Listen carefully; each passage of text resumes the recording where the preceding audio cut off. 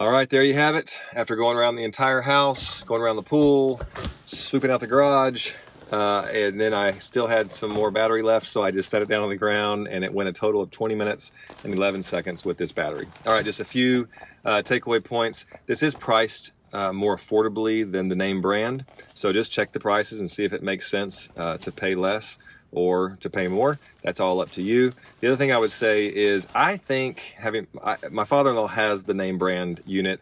I think this runs about 85–90% as powerful as the name brand one. That's not really a plus or a negative. It's close. But I do think that the other one has a little bit more power. That said, it's a lot more affordable. So, just figure it out for yourself what's best. Another thing I would tell you is when you start this thing, it doesn't just go 0 to 60, bam. It's like you ramp it up, and it's like it kind of goes like zzz, and it takes like 3 seconds to get going. And then I put it on the lock, and the lock worked perfectly, by the way. And then I never took it off the lock, so it really wasn't a big deal. Like I said, it's not a positive or a negative. It just takes a little bit of a few seconds to ramp up, and then it's going. I didn't think number 1, 2 settings was good for anything outside.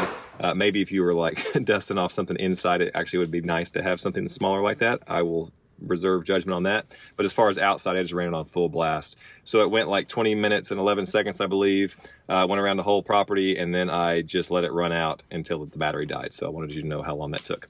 Okay, I'm going to finish with this, just an unboxing. You can see this is unboxing, just in case you wanted to see what that looked like. But my main takeaway is it's more affordable. It's almost as powerful, but plenty powerful enough for the stuff that I do. So if you're like a contractor or like a professional, then maybe you should get something gas powered.